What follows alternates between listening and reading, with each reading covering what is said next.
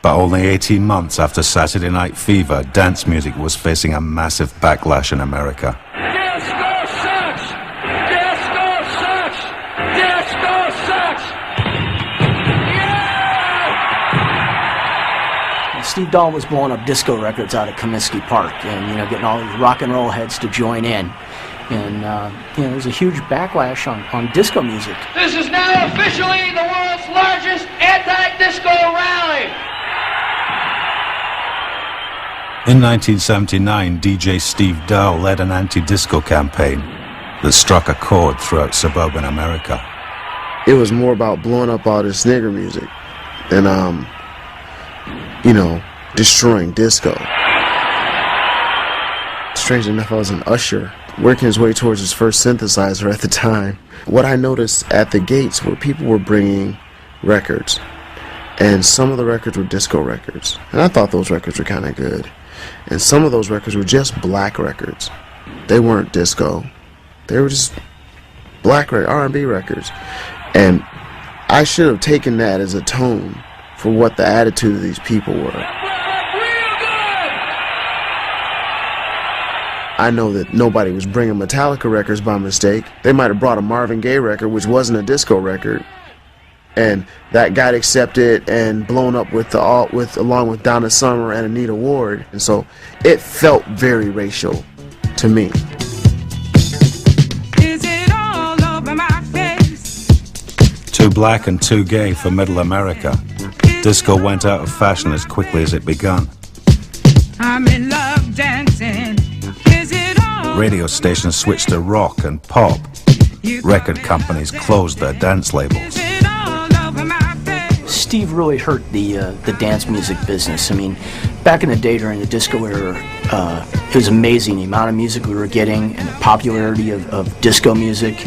And all of a sudden we had such a backlash. I mean, it went from being able to work in the nightclub of your choice and having a huge crowd and making good money to basically not even being able to get a gig at that point.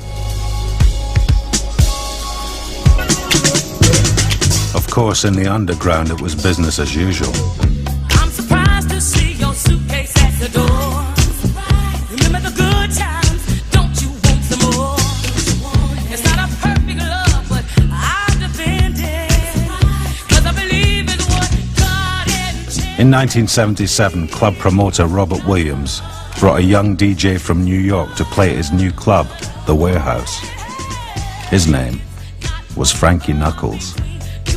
Because of Frankie's music style, no one could touch him at that point. I'll be right there. Yes, I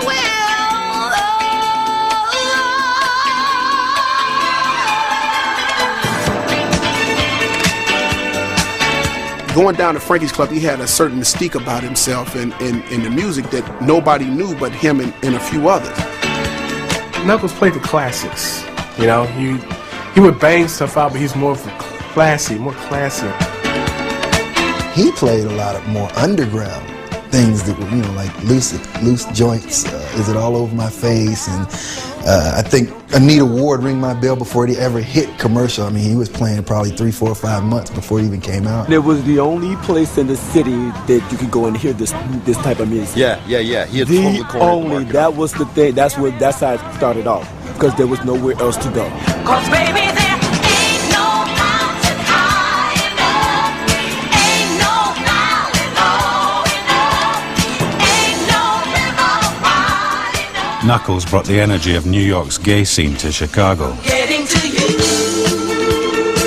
It wasn't long before straight kids were checking out the club. This music was really something that would grab your soul. I mean, you could feel the groove, and the basses were heavier. The vocals were very soulful and uplifting, and everything. So it was just, and for gay people especially, they're very animated. This would just really, they would take this music to new heights. Like hands in the air and flailing, and they're on the walls, and they're jumping on top of speakers, and they're all from this end to the other, and I'm just like, wow, this is incredible. You had never seen, you knew that there were gay people around, you knew that they partied, but you had never seen like two guys kiss in front of you. The place was like this throbbing, hot, mixtures of just body to body. And I mean, yes, I remember it was, all black people and mostly all black men. There were a few women, not very many, but it was just a really cool place, and it made me feel at home. I think at that time it changed a lot of people's perception of stuff. I think that a lot of straight people found like it's okay, you could talk to somebody that's gay. When you look up and guys are kissing, you're like, well, they're not kissing me, so I'm doing my thing. The Warehouse was a sensation in Chicago, but no one could have imagined that it was about to give its name to a whole new style of music.